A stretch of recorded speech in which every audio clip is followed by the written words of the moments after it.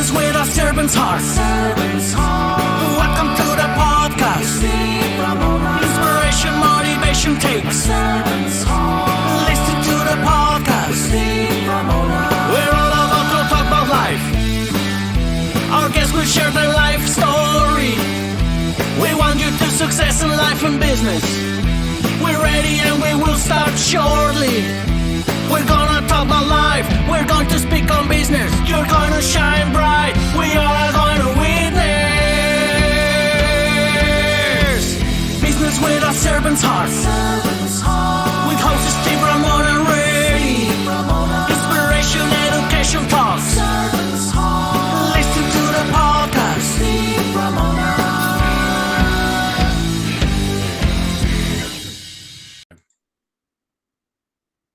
Welcome, everyone, to Doing Business with a Servant's Heart podcast. I'm your host, Steve Ramona. I am fired up to have you join us today. We dedicate to exploring the idea of this podcast to teach you how, with your work in your life, have a servant's heart. So you bring impact and difference in your world. I do it every day, and my guest is going to show you how successful you can be doing it as well. So you want to really think about that. And your call to action today is, for you audience, think about how you're going to serve yourself and others today, and what impact you'll create today. Keywords today. I'm not telling you tomorrow. I'm not telling you next week. Successful people like my guest do everything today. They don't wait. You get it, go, and run. And today's episode is sponsored by Pantheon Alliance. Join a community of high-income entrepreneurs and business leaders to create a world-changing thought leader platform to help grow your business. For any information about Pantheon, just reach out to me and I'll get you all that information. Well, my guest today, she's well-known, but she's well-known too, and I think a lot of you know this. I've talked to a number of her clients. She's got a big heart. That's why she's on this show. So let's just bring her on. Forbes, welcome to the show. What a great, lovely introduction, and welcome, welcome. You know, it's very funny. You said something about today, and the reason that you want to be active today is that you may not have a tomorrow, and I'm going to show you a crazy little story that we're going to start with. About what just happened to me. I have two beautiful twins with 21-year-old twins. They were in Iceland on spring break. And, there's my little queen of the pitch. For those of you guys who don't know me, that is a moniker that I go by because I love this concept, having pitched over $2.5 billion worth of product in my career. And that is B with a B. On infomercials, live home shopping. I've worked with everybody from Billy Mays to George Foreman, Jack LaLanne, Kim Kardashian. I started her career, and I will tell you more about that. She started on an infomercial selling a steam iron. You may not have known that, but I have the most blessed world. So here you see a picture of there's my beautiful daughter, my husband Joshua, who's a professional bodybuilder, my son Riker. I'm in business with both my children because I think I am the most blessed, but I showed them how much fun business can be. And so there we are, we had fun, we were taking pictures. It was a gorgeous, beautiful day.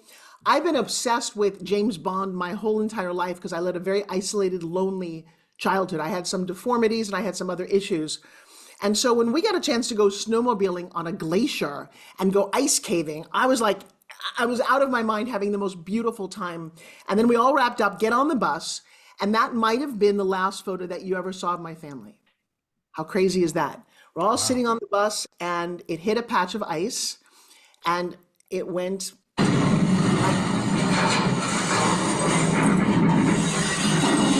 That's what I heard as I was in the bus. My face was against the glass. As I opened my eye, there was glass everywhere. My face was on the street. My husband had fallen. All 225 pounds of him had fallen on me, crushing me. My foot is stuck in one of the chairs. My daughter turns to her brother, who's right behind me, and said, because I wasn't moving, I think mom's gone. That's not a phrase you ever want to hear. And I will tell you what came out of that from the PTSD was life-changing. And for those of you listening, I would grab a pen. I sometimes say the most profound idiom that you want to stick on a refrigerator, like life happens for you, not to you. I've lived that my whole life and it's gotten me through some massive tragedies. I raised a little boy who I got from South Central, whose skin was a little darker than the shirt I'm wearing. And 12 years into our relationship, he was walking from a haircut to church. He was best man at my wedding, by the way. He was murdered. I understand what tragedy feels like, unfortunately, more than many people. And so there is the bus. We crawled out through the top of it, very bruised, broken. But here's something you want to understand. I didn't break open my face. I didn't lose my eye. I didn't lose my cheek. I didn't lose a brain. Would people have traumatic brain injuries? At least I don't think so. And in a moment, I made a crazy decision. And the decision was, I looked in the mirror, Joshua had said, there's a bodybuilding competition in our hometown. And I'm like, dude, I'm the heaviest I've ever been. This was last year, 2024. And I'd taken a picture of me in my underwear, a little thing there. And I was like, wow, who's that old lady? Because I'm 64 years old and I was definitely chunkier than I'd ever been. And I was like, huh. And he said, why don't you enter the competition? There's a category for over 60. And I said, because I don't jump off bridges without parachutes. Well, it's 99 days from now. Who gets fit in 3 months? And something magical tapped me on the shoulder and said, do it anyway. And I guess the PTSD, which was really traumatic for me, I couldn't stop thinking about what had happened and how lucky I was and how grateful I was. I went on an all carnivore diet. I took my husband's workout program, which is all about building muscle that I'd never done before. That's me at 67 days. And I literally went from this person to the person on the right. I entered the competition and I went from 154 pounds when I finally was willing to get on a scale at 30% body fat down to 21% body fat, 137 pounds. And I got on stage with 20-year-olds who were very fit, who'd been working out their whole lives. And it worked. I got a medal. And I look and feel like somebody I've never met before. I feel extraordinary. And I have these photos and I share them with you because that's the coolest thing that could have come out of a tragedy like that. And you go, wow, Forbes, you end up in a bikini fitness competition? But guys, that's my entire life. Forbes, when I talk about Forbesing it, that means you manifest something when no one thinks it's possible. I grew up, my dad was this dreamer. He was an inventor and he used to make crazy, wacky inventions. And I was his oldest girl. There were only 2 kids. And I loved what he was doing. But one day he turned to me and he said, Steve, kiddo, how do I get my inventions out to the world? I said, Dad, I have no idea. I'm 8. Well, when he passed away and the garbage men cleaned out his entire beautiful garage of things that they didn't understand, I was devastated.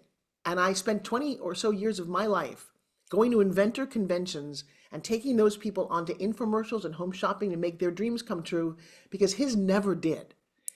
And I was pretty obsessed with this and I became very successful because when you are that hyper-focused, you can't not be successful because you're, like you said, every single day. And it was not what I wanted to be doing. I was an actress and a TV host. I have a movie out this year where I'm in an action Western. I wanted to be Julia Roberts, but here I am creating products. And then the whole fitness world happened by accident. And this is the most bizarre thing to me. I've never been that fit. And it was kind of a joke. I'm in the National Fitness Hall of Fame, not because I could ever wear a bra top, but because I sold more than almost anyone on the planet. For 5 years of my life, and do you remember Fit TV? Have you ever heard of this? Yeah. Oh, okay, yeah. I don't know if you know, that was me, okay? Let me share something with you. I didn't know what pitching was. I hate selling. My dad, when I was young, 15 years old, he was a machinist. He slipped and he cut off the whole front of his left hand. He would spend my entire high school in the hospital. 3 years, they rebuilt his hand. 15 operations, and we had no income because he was the only breadwinner. It was the 1960s. Men did everything. And we were seriously broke. And I was seriously ugly. This was kind of a weird story that I had broken my nose. I had braces for 8 years. And then they put a tongue thruster in my mouth. So I couldn't talk for 2 years of my life. And I looked at everybody else. First of all, nobody wanted to be my friend because they couldn't understand what I was saying. So I just isolated myself and just watched TV, watched movies, did my homework. I was a straight A student, and I will do 1960s, 70s sitcom trivia with you all day long. Those are my friends, and it was a very strange thing. And then when this happened to my dad, something weird happened. My mother came to me, and she said, kiddo, we have no money for college. I'm like, guys, that's the only dream I have. In fact, I have a photo here. This is fun. I just happen to have this from a presentation I just did. If you don't mind, I'll share it with you. Yeah, go ahead. So there's my dad. I know. That beautiful 1960 house. I'm 1 year old, and he was wonderful, and he adored me. And I think that, Steve, I don't know the parents that you grew up with. We didn't have a lot of money, but we sure did have a lot of love. And he and my mom believed that the world began and ended with us. And I'm they're gone for 25 years, and I'm so grateful because of all the stories that I hear of kids who've been molested or dads who are alcoholics. I hit the lottery. I didn't know it then, but I know it now. And so that picture of me is in kindergarten. And what you can see, now my mother was a Ukrainian immigrant who was a bit of a hoarder. She grew up during the war, her grandparents during the Depression. She saved everything, like my teeth mold from 1968. Can you see that right down Look there? at that. But Look at we that. take that out just to scare kids at Halloween. And so they meant well. They put me in braces, but this is the dear your tongue twister I couldn't talk with. Mhm. And then I had a broken nose. I was overweight because my family's only solace was food, fast food, junk food, whatever it was. And so now I'm larger and I'm ugly and I've got big, and I don't look like anyone else, and people would make fun of me. And my dad's in the hospital. And so what happened was she turned to me one day and she said, there's a beauty pageant in town and they're giving away a scholarship to college. And then she really looked at my face and said, well, that's not going to work for us. Now, Steve, I know do you have kids? I have stepkids, yes. Boys, girls? Both. Yeah. For most girls, really important to be pretty. It's one of the things I used to look at magazines and watch beauty pageants. Didn't play football or baseball or any team sport, and so my dad's doctor turned to my mother and said, you know what, I'm going to fix your daughter's nose. You want to see something crazy? So this is the machine that he slipped in. And Wow. I went from that girl with an upside down and a very chunky, weird little nose, broken, deviated septum. And I woke up a few Wow. I know, right? That's why I showed the pictures, because you almost can't conceive. And I looked in the mirror and I said to myself, we got a mission. We're going to go do something. We're going to save our family. And so I want to thank the doctor that helped us. But I got a hand-me-down bridesmaid's dress. I entered the Miss Teenage New York pageant and I freaking won. Okay, this is the craziest part of the story. There were no bathing suits in this competition. There was a talent. I tap danced. But I remember standing on that stage and looking at the judges, and I knew how to talk to them, because I wasn't here because I wanted it. I wanted to save my dad, who was standing behind him in the audience. And I got to the national at 15 and a half, wearing a hand-me-down bridesmaid's dress, cute new nose and a great smile, and it was, by the way, it was one of the worst weeks of my life, ironically, because I'm from New York. It's 1977. And I'm talking like this, and people in Tulsa, Oklahoma are like, y'all have the funniest accent I ever heard. I'm like, what the fuck you talking about? An accent? How we talk in New York? What's wrong with these people? Oh my God. There were so many reasons to disappear, but I learned lessons. And the other thing I'd love you guys to write down about the life happens for you, not to you, is that you're the sum of these obstacles that you overcome. So all of a sudden, when I started looking at my life that way, I'm like, you got some pretty big obstacles. Well, the crazy thing is I did get the scholarship to college. And that's a picture of my mom, who was always 260 pounds my whole life. Mhm. She ended up being diabetic. She passed away at 70. And I vowed very early on that as much as I loved her, I was never going to be her. I had these visions of being an actress, of being on Broadway, of being in movies and soap operas, and I accomplished all of those things. They're the biggest, hairy, scary, crazy dreams, and I just couldn't stop. And I'll tell you, this is a lot of what I get to speak about. And it's been an extraordinary life, but I got to tell you, bumpy road to start with. What's this tip? People listening, because obstacles can come at different levels of business. It could be that contract didn't get signed, but everything you've been through is like massive. How does that person handle that no or that negativity in their business? You know, you got to have a very global view of what life is. Mm. And I mean, as I stood on the balcony of the foundation room on October 1st, 6 years ago, the most beautiful man in the world had just asked me to marry him. I was at Grant Cardone's event with Kevin Harrington from Shark Tank, living high. Oh my God, I was so freaking happy. I walked out to the balcony to take a picture of the strip, and I turned the camera this way, and we hear pop, pop, pop, and we're thinking, oh, there must be a fireworks. It wasn't fireworks, my friend, because down to the right of us was a country western concert, and the guy 10 floors below us was shooting a machine gun at those people and killing 58 people while we watched it and recorded everything on my iPhone. So if you've got a little obstacle, come over, I'll talk to you. I'll smack the sensibility to you. Because at that moment, everything definitely did change. We spent 11 hours in lockdown, but here's Forbes Riley. I had an iPhone and I had a charger, one of the only people in the foundation room during lockdown that had that. And I went Facebook Live and I started talking about what I was seeing. And the next thing you know, I'm in Good Morning Britain, Good Morning Japan, Good Morning Australia. We were the news. And it just seemed like second nature to me to be reporting this and talking about this. For the next 2 weeks, I debated over in Britain while I was in Las Vegas with Piers Morgan about gun control. It's just so odd that all of this has happened. You're like, what a crazy career. And then I look back at my career because I wanted to be Julia Roberts. It didn't quite work out that way. And is that a good or a bad thing? No, actually, it turns out to be an amazing thing. Do you know that as you're going through it is the question. And the answer is not necessarily. Yeah. And that's what's kind of crazy is that you can sit there and mull over your problems and your disasters, or you can go, wait, what's the bigger dream here? So this is where everything changed. I just have this, my dad was a magician. I create magic out of thin air anyway. I can make things disappear and unappear. And I've watched other people look at me or look at a magician and go, oh my God, that's so amazing. And I'm like, it's a trick, you guys. Do you understand? Magic in the world does exist, but not what he's doing. How come you can't see? My dad used to have to make me figure out. He's like, how'd they do that? I'm like, Dad, could I just enjoy the trick? He's like, no, watch how they do it. So I've myth busted my whole life. And if you deconstruct your career, even down to my love life, I'm in love with the most beautiful man in the world because I made a huge list, very specific, intentional, like they tell you in the movies. And he walked not only into my life, but into my hotel room in Las Vegas to be a video model for a fitness product.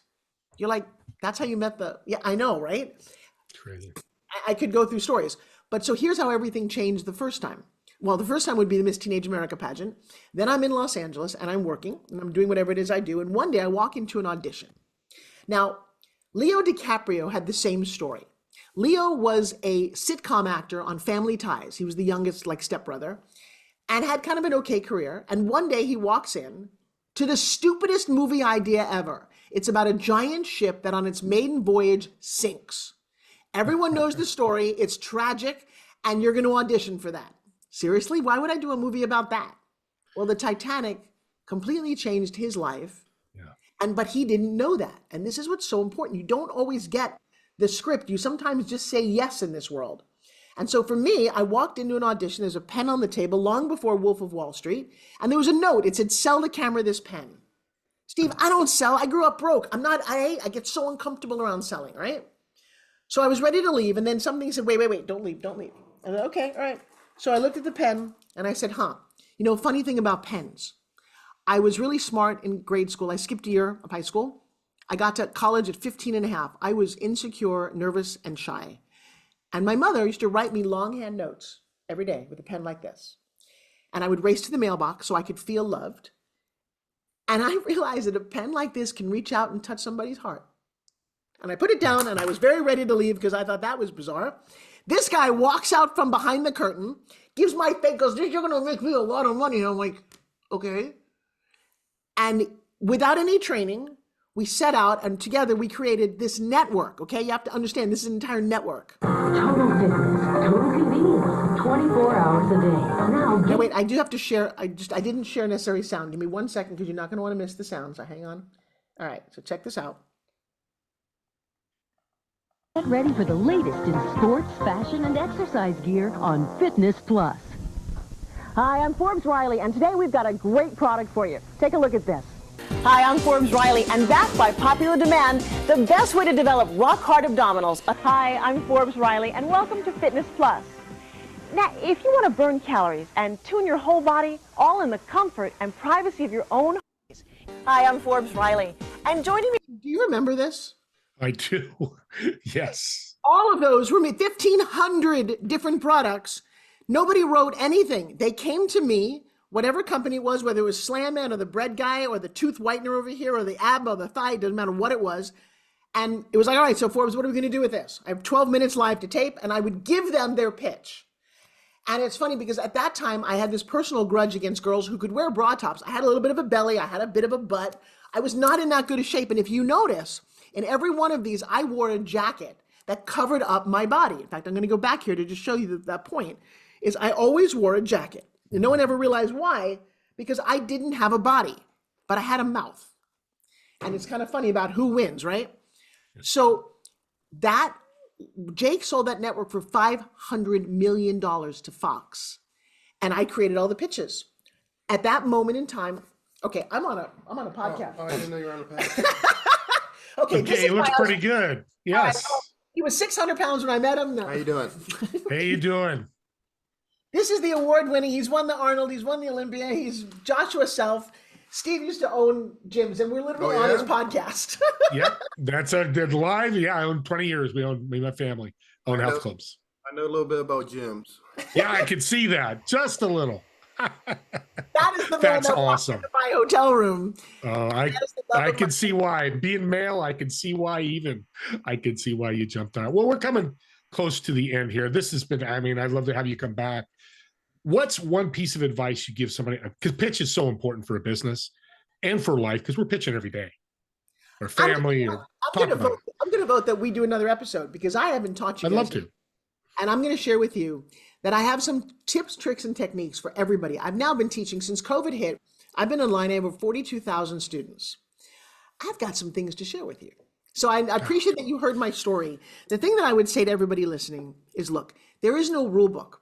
There's also this book that everyone says, well, life's not fair. If you find that book that life is fair under somebody's book in a book, share it with me, because I've never seen it. There's nothing fair about this. A lot of what you manifest comes out of what you think. A lot of what you think comes out of your past, unfortunately. So you might be stuck on the fact that my dad beat me, or mother was alcoholic, or I got bullied, or this boy broke my heart. And you carry that through to a future that's already written for you. I work very hard to have my students, my friends, my clients erase some of that, make it kind of fuzzy so it doesn't seem to affect you, and that you start each day with this fresh outlook, that you're also in control. So many of you blame other people. Sometimes the people are long dead or long gone or don't remember you. That happens a lot with my clients who've been raped, molested, or hurt, including myself. You fixate on that one day, that one night, that one moment. That guy doesn't remember your name. He doesn't care about you at all. Why do you care about him? And if you can let that go, I do not think you can do it on your own. I do think you need to be in an environment, and you do not need therapy. That's not what we're talking about. I'm talking about instant radical change, because your brain changes in an instant. Your body takes time to heal. But when you make decisions, kind of like going into a bodybuilding competition and losing 32 pounds in 99 days, how do you do that? I just decided to. And I'm going to share that the PTSD that was dealing with me, because when I asked that man, my husband, if I could, I said, do you think I could do this? You know what he said to me, Steve? He's like, yeah. I'm sorry, did you just say no? He's like, look, you've been sitting behind a desk since I've known you. You don't go to the gym. How are you going to do this? I know you say you want to, but I don't think you're going to. Well, that was enough, because I like the FU principle, going, I'm going to show you, buddy. And there were moments at 5 a.m. in the gym. The only reason I was doing my set was going, if you can do this, damn it, I can do it. And I had that attitude. I listened to a song every day called I Am the Champion. And I just did it without reservation, because again, the PTSD helped. I was just kind of out of my mind. And over a period of time, literally weeks, it was like, oh my God, look what's happened. I've never had this body before. What's going on here? Because making muscle is a science. It is about eating more protein than you do carbs, upping your fat a little bit, and consistently working out. I love when people say, Forbes, how did you do it? I'm like, seriously? What did you eat? I'm like, what did I eat? I ate air. What do you want me to say? The answer is no. You cannot drink your wine. You cannot have your little cake. You cannot cheat, but have a goal. Whatever the goal is, set your sights on it. Find mentors and people who've done it before. They've already laid out the map. And then walk the path. And then if you can let the hesitation, the limiting beliefs, the things that have keeping you from enjoying your life.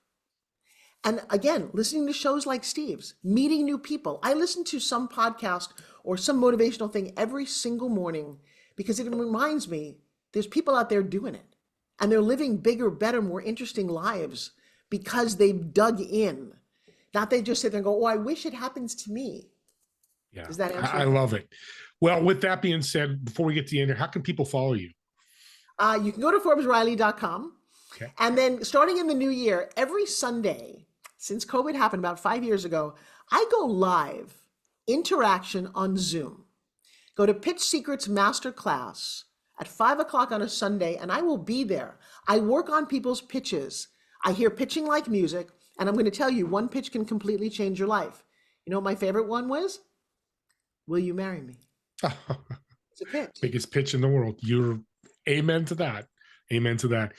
Forbes, thank you so much. I do want to bring you back. I want to talk about pitching because it's so important in business. Audience, me and Forbes want to thank you so much for watching or listening to this podcast. And we'll see you all on the next episode of Doing Business with a Servant's Heart. Have a great day, everyone.